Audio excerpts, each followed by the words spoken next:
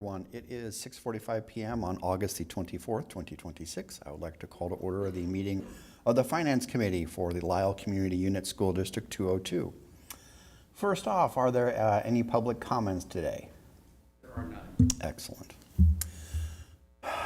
Item 3 are the minutes from the June 22nd, 2026 Finance Committee meeting. Does anyone have any questions, changes, or comments? No? Excellent, good. So we are in agreement that the minutes accurately reflect the June Finance Committee meeting? Yes. Excellent. All right, item 4 is the review student activity accounts for, in excess of $5,000.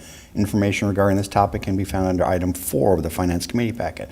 Mr. Wilkinson, if you would please. Thank you. Yes, so the first item is the discussion of our annual review of the student activity funds that have balances more than $5,000 as of June 30th. This year we had 3 accounts that exceeded that threshold, 1 at the Lisle Elementary and 2 at Lisle High School. The one at Lisle Elementary is, you'll see it on the report there, it's the miscellaneous account, which had a year-end balance of just over $10,000. And that account is primarily used for the Molex donation that we get kind of near the beginning of this, during the summer, basically right before the start of the next school year. And so Molex nicely donates money to help pay for school supplies for those students who are in need. So those dollars are used for the 26-27 school year. And they just kind of crossed over the fiscal years this time based on when we received the check from Molex. And so obviously during the summer months, those supply kits were purchased. And then families that applied that needed assistance were provided those supply kits. At the high school, the athletic tournament, that had a balance of approximately $6,000. That includes funds from the summer camps that are still going on over the course of the summer. And then also it has some dollars for tournaments that the high school is going to host during the 26-27 school year that have already been received. So we do see a lot of activity in that account during the summer months, collecting all the fees for the camps, which are then ultimately used to pay the salaries for the coaches that work those camps over the course of the summer. There's also the Nationals dance team. That account had a balance of approximately $7,100. They're continuing to accumulate funds in the hopes of participating in the national dance competition down the road.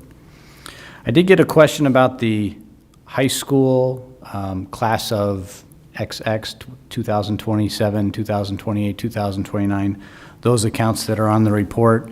One of the questions was, how do they get the money in there? And that's generally through fundraising activities that are, the class sponsor works with the students to raise money for prom, and so that might consist of t-shirt sales primarily, where they sell t-shirts for the for homecoming or for the prom or whatever that might be. They also do some fundraising activities with local restaurants, like the Culver's Night Out, those kinds of things, where they get some of those proceeds and those kinds of activities.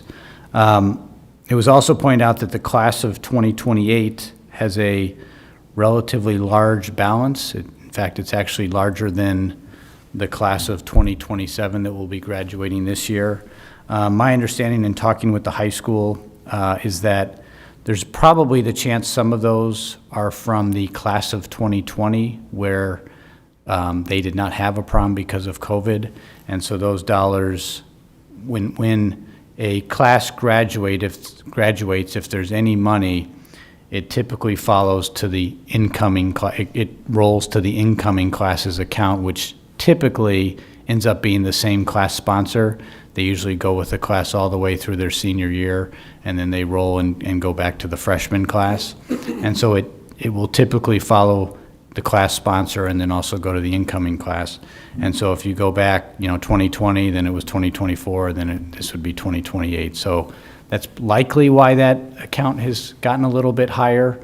The other thing is with the class of 2027, they've already had to start making some deposits on venues and things like that. So they had a little bit higher balance if you go back a handful of months, where now it's a little bit lower because of those deposits. So hopefully that helps to kind of explain those accounts, those class accounts. And then, that kind of defines which accounts have those balances over $5,000.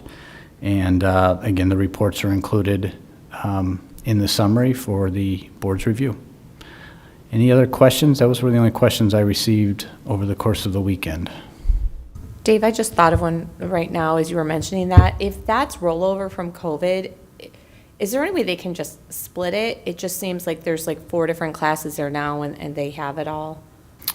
Yeah, I mean, that's certainly a possibility. I think the plan right now is to spend that when that class gets to gets to prom in 2028. I think they're planning on using most of those dollars. But we could certainly go back and take a look at those and try and split them up if that's something the board was interested in doing. I'd have to obviously circle back with the high school and have the conversations with them.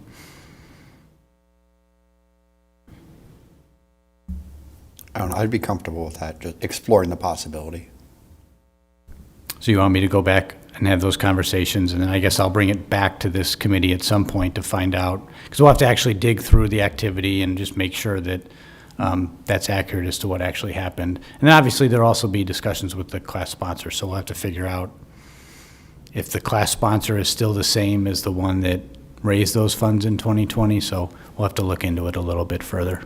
Yeah, I was just going to say, if one class has a bit of a shortcoming that's not Yeah. their own making, and, obviously clearly one class got, benefited a lot between the sponsors, that they can figure out something fair. And So I'll work through the high school with it. It'll take a little bit of time, but I'll come back to the finance committee with what I find either next month or the following month. Any further questions? Excellent, thank you very much. Next up is item 5, the unaudited financial results for fiscal year 2026. That information can be found at item 5 of the Finance Committee packet. And for our audience, it's on the big monitor. Mr. Wilkinson, if you will. Yeah, so there was a kind of your traditional report that you're used to seeing as the Finance Committee. That was uploaded last week and was there for your review over the weekend. I did put together a little bit of a presentation here to just kind of give a brief overview of the preliminary results. And so I've uploaded that, and you can now follow along in your board packet or on the screen, either one. And so these results are prepared on the accrual basis of accounting, so we've factored in the accruals for salaries and things like that, but they are still preliminary and they are unaudited at this point. The auditors have not come out here yet. They're actually coming tomorrow, will be the first day out here. And so they'll obviously review our information, and then as part of that process, there will also be some additional year-end adjustments, such as accruals for the federal grant revenues, looking at some of our tuition expenses that may have been for June but were paid in July and August, and then some other accounts payable items. So these numbers will change slightly between this and the final audit report that you see, which is typically in November. The purpose of this presentation is really just to highlight kind of some of the major budget to actual variances and kind of provide some context into the results that we're seeing for this fiscal year. Kind of at a glance, at a high level, the district did finish the year better than was originally anticipated with the budget across all of our funds at this point. So we're not just talking operating, we're talking all funds. We did budget back in September a planned deficit of approximately $830,000. And so based on preliminary revenues of approximately $45.3 million and expenditures of, revenues of $45.2 million and expenditures of $44.5 million, we're actually have a surplus of just over $700,000. And so compared with what the budgeted deficit was, with where the district actually finished, it was a difference of about $1.6 million. Almost all of that difference came on the expenditure side, which we'll talk about here in a few slides. The revenues were realistically spot on. They were $37,000 below budget, while the expenditures were about $1.6 million below budget.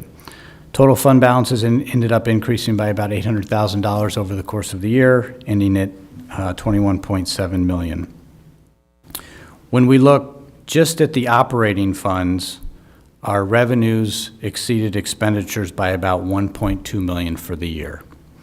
That compares with last year, where that surplus was about $1.7 million, so a difference of about $500,000. And so I'll come back to that a little bit later and kind of discuss what that means as far as our overall financial picture. But that's where our operating funds ended up for the year. Again, on the revenue side, the main takeaway is that the actuals ended up being basically exactly where we expected them from a budget standpoint. We realized 99.9% of the budgeted revenues. We ended up receiving 45.2 million as opposed to 45.3 million, which was budgeted. There were some individual variances, which you can see on this slide, but largely they kind of offset one another to where we ended up right at budget for the year. Other local revenues were about $96,000 above budget. The reason for that is we did see higher food service revenues, so we had increased participation, which is always a good thing, through Chartwells. We also saw more a la carte sales than we originally anticipated through Chartwells. And then there was also what I'm calling refund of prior year's expenditures, where we had done some lighting improvements over at the junior high as part of our renovations, and we did get the ComEd energy efficiency rebate of about $15,000 in the subsequent fiscal year. So that ends up going in as a refund of prior expenditures or another revenue. Those were offset partially by some of the reimbursements we get from other schools for homeless transportation. So if we end up having to provide transportation to a homeless student from maybe another district to our district, we share in that cost 50-50. And so we end up billing those districts and getting reimbursed for those costs. And so we never know what that's going to be. We never know how many homeless students we're going to have to transport. So we have to obviously make our best guess when we go through the budget process. And in the end, we ended up receiving a little bit less revenue from that than we had originally anticipated. State grants, basically about $49,000 above budget, but evidence-based funding, that's very reliable source of revenue from the state. We know what that's going to be, and it ended up being right at budget. On the other side, property tax revenues were about $81,000 below budget. That's really not a big deal when you consider it's $26 million. It's a pretty predictable source, and we have a pretty good idea of what those revenues will be. On the investment earnings side, came in slightly below budget by about 4%. And I think I mentioned this when we were talking about the budget last year, that historically I've kind of taken a conservative approach with investment earnings, and they would end up coming in above budget. I kind of revisited that, tried to make it a little bit more accurate, and I think, it's only about $63,000 there on a pretty significant amount of interest income, so I think it was generally consistent with what we were expecting. And then federal grant revenues, there is a little bit of a difference right now. Again, as I mentioned earlier, that will probably change as we go through the audit process. They do a single audit, and as part of that audit, there's some accruals, so those numbers might end up going up or down as we kind of finalize the fiscal year. The expenditure side is where things were a little bit different from what the budget had. We ended up being just about 1.6 million or 3% below budget. And on the operating funds, it was 1.2 million below budget. And so the largest variance was really in the purchase services arena. You can see up on the slide that it was $782,000 below budget. And most of that was related to transportation.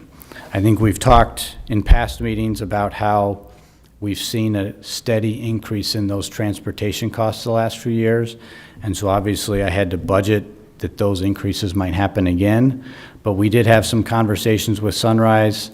Kind of coming out of COVID, the model of reimbursement changed to we paid 75% for a shared route, and so all of the districts within the SACID cooperative had some conversations with Sunrise about that when we renewed the contract, and that got switched from 75 down to 50. And so I think that was a lot of the savings that we ended up realizing is going from that changed shared cost structure. And so what was originally budgeted for ended up not being utilized, and that's why we see that very large difference in our purchase services. There are probably still going to be some transportation accruals as we move through the audit process, so that variance may go down a little bit. But ultimately, we will see some savings there on the transportation side, and a lot of those increases, at least for now, have hopefully stabilized. Salaries and benefits, I know that seems like maybe that's a large number at $211,000, but realistically, that's less than 1% of what we budget for salaries and benefits. And so you got to have some kind of cushion in there because you never know what kind of salary costs might occur over the course of the year. But again, that's more than 99.9% accurate relative to our budget, even though on the screen it does seem like a larger number at $200,000. Capital outlay, this obviously is when we're looking at all funds where we had the $1.6 million difference. There was two things in capital outlay. One, I did budget for the lighting work at the high school auditorium. If you recall, we did the state maintenance grant to help fund either lighting there and or at the junior high. And so getting that project done without involving architects and engineers and some of the additional costs is going to take some work. And so we didn't have that completed during this fiscal year, but it is still planned for a future fiscal year. We have 2 years to spend those dollars from when it was approved, so we still have time. It's still going to be a cost that we are going to incur as we do the project, but it didn't happen in this fiscal year. The other thing was we were closing out the junior high renovation project, and there were architect fees associated with that project, and I wasn't sure once we finally reconciled the work that had been performed. Again, we only did 2 phases. We didn't get to the 3rd phase, and so that original architect agreement was based on 3 phases. We only got to 2 of them, and so we had to do a fee reconciliation process. And so I estimated in September that that could be up to, what was the number here? Potentially $200,000, but by the time we actually reconciled everything, it only ended up being $52,000 that hit this year's budget. So those were the big differences there in our capital projects fund. The other piece I wanted to point out is other objects. Right now, we're showing a savings of $142,000. The biggest number in there is our tuition expenditures, and I do know that we have some bills that were paid in July that as we go through the audit process are going to be accrued back into this fiscal year. And in particular, we had a true-up with SACID that ended up being just over $100,000. So I think when we finalize the numbers for the end of the year, that's going to be much closer to what we actually ended up budgeting. Supplies and materials, you know, we always have some budgets in there in case the buildings need things, but they've always been very good stewards. They're not just spending the money because it's there. And so we did see some savings both in the supplies and materials area as well as non-capital equipment. Kind of this last slide, this is probably the most important one from a long-term perspective. Although the results for this fiscal year were favorable compared to our budget, I think it's important to recognize that the operating fund surplus was $1.7 million in fiscal year 25, and that dropped to $1.2 million in fiscal year 2026. So we saw that surplus go down by about $500,000 from the previous year to the year we're just finishing up. And so I would say this is kind of consistent with what we've been seeing in our projection, where that gap between our revenues and expenditures is starting to get smaller. And more importantly, you'll notice that our operating revenue growth ended up being just about 1% from the prior year. It went from $42.1 million to $42.5 million, but the expenditure growth between the 2 years was actually 3%. And so that expenditure growth is growing faster than the revenues, which is why we're seeing that operating surplus go down. But obviously, the district continues to be in a strong financial position, and we still have healthy fund balances, but we're just going to have to continue to monitor that margin as we move forward into the future fiscal years. I'm trying to think. I don't think I got any other questions or anything from the board over the weekend. I don't know if this presentation has prompted any other questions or anything that the committee would like to discuss.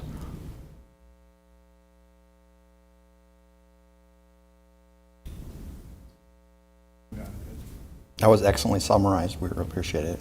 Okay, thank you. All right, so moving along. Item 6 is the update of the Village of Lisle Downtown TIF District Number 3. That information we found under item 6 of the Finance Committee packet. Dr. Filipiak, if you would.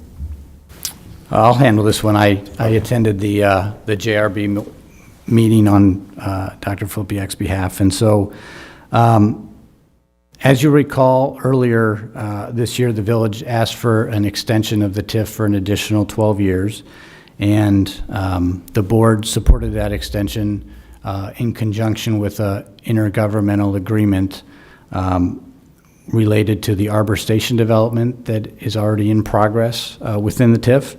And so under that agreement, the increment generated by the portion of the Arbor Station development would be declared as a surplus each year and then distributed to the representative taxing districts. And so subsequent to that agreement, the village worked with their consultants to prepare a formal amendment to their TIF redevelopment plan. And that did a couple things other than just extending the 12 years. It acknowledged the IGA that the district had entered into with the village related to the Arbor Station development. It then also made some other changes from the original plan that was developed back in 2015. And so that's what this meeting with the JRB meeting was about, to share those amendments with the other taxing bodies, have a discussion on those amendments, and then ultimately, as we'll get to, they ended up voting on those amendments. And so within your board packet, I did a write-up to kind of explain what some of those amendments are. There was also a presentation from their consultants, SB Friedman, which is the same presentation that was given to the JRB meeting, providing some of the details on those amendments. And so I think I mentioned this in the write-up. One of the major changes was increasing their maximum budget under the redevelopment plan from the original $17.5 million back in 2015 to what they've amended it to as $35 million. And so I did ask about that increase at the JRB meeting and the reasons for the increase. Obviously, the biggest one is there's 12 more years added on to the TIF. There's additional increment that will be realized through that process, and so they're adjusting the budget accordingly to accommodate those additional revenues. They also talked about inflation in terms of costs since 2015. Obviously, that's more than 10 years ago. So you have the inflationary environment we've lived through, as well as the higher construction costs from that passage of time. They also emphasized with that question is that $35 million is really just a maximum authorization. That's not what they're anticipated spending at this time. That could be something different. Obviously, as the TIF progresses over the years, what they end up spending will ultimately be depending on what kind of developments are within the TIF. But that's the maximum that the budget was now amended to. There's some individual categories there. You can see them in the presentation. You know, those are kind of just their best guess for now. The village at any time can move those from one bucket to the other bucket, and they don't have to go back through the JRB board in order to do that. The second one that I focused on is the transfers between TIF districts. The original 2015 plan specifically stated that increment from the downtown TIF could not be used in what they're calling contiguous TIFs, which would be anything that either is adjacent to or connected by a right-of-way. This proposed amendment basically removes that restriction, which is what I kind of asked about, is why are we doing that now? What's the purpose? And they explained that one thing, Illinois TIF law allows municipalities to use increment from one TIF district in an adjacent one. That's part of the TIF law. And from the village's standpoint, the other TIFs, they said, in kind of their general TIF policy now, is to allow the TIFs to be able to do that. And so this was just bringing the older TIF in line with the current policy of the TIFs that we've seen recently at Ogden and Lincoln. I did confirm, because I know there's a couple TIFs out there, and I didn't have the maps in front of me, so I was like, well, are there any that are actually contiguous to the downtown TIF right now? And there are not. So this is something that could potentially take place in the future if there's ever another TIF that's put in place, but obviously any new TIFs would have to go through any kind of JRB and all the taxing bodies in the future. I did get a question tonight about if there's any risk in removing that restriction if a neighboring TIF is created in the future. Obviously, there is some risk by removing that restriction and kind of granting them that other flexibility. Again, there's nothing right now, but if there was a contiguous TIF, if there's any surplus inside of the existing TIF, rather than being distributed to the other taxing bodies, it could be used for whatever that other TIF might entail. That doesn't mean necessarily it's going to occur. Obviously, they'd have to have that other TIF approved by all the taxing bodies, but it is something that has changed from that original redevelopment agreement. Another question was whether, if a transfer occurs, whether the other taxing districts would have the opportunity for input. In terms of actually transferring it from the downtown TIF to another TIF that is created that would be contiguous, no, there would not be any opportunity. That would not go back through the JRB board. Only the creation of another TIF would. I don't know if that helps, kind of, if there's any other questions about that. Okay. I think that was all the questions. So one more here. Why would the village remove the restriction now when there is no qualifying neighboring district? I think I addressed that earlier.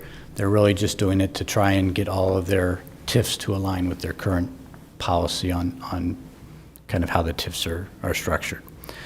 And so, as I mentioned, I did share those questions with them. I also shared that, because there was actually a vote at the JRB meeting, and I did share that, while the district overall has been supportive of the 12-year extension, I didn't feel comfortable voting because I hadn't had a chance to bring the amendments back to you guys, back to the Finance Committee, back to the board, and so I would have to abstain if there was a vote that was taken during that meeting.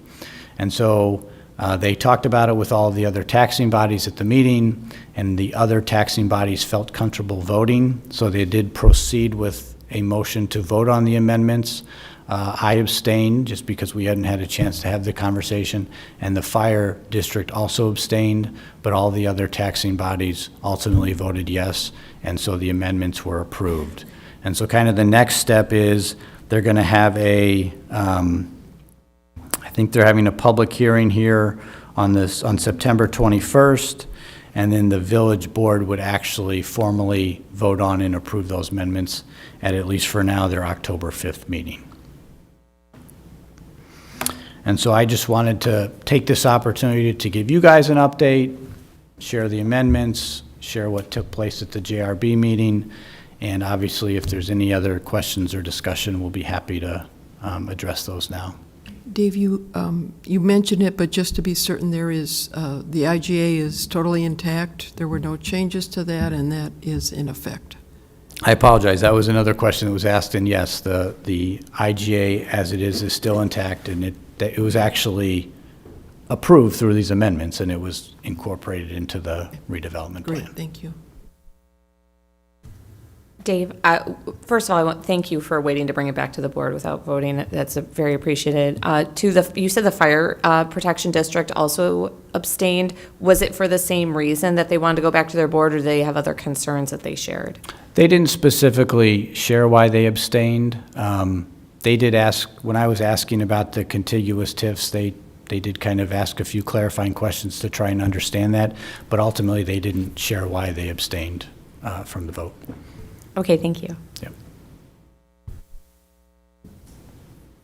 Any other questions, concerns? All right. Well, thank you for doing that for us. We really appreciate it. Next up on the agenda is topics for future Finance Committee meetings. Does anyone wish to enter a topic? No? I think the only topic will be bringing back the class of 2000XX activity funds to a future meeting. Okay.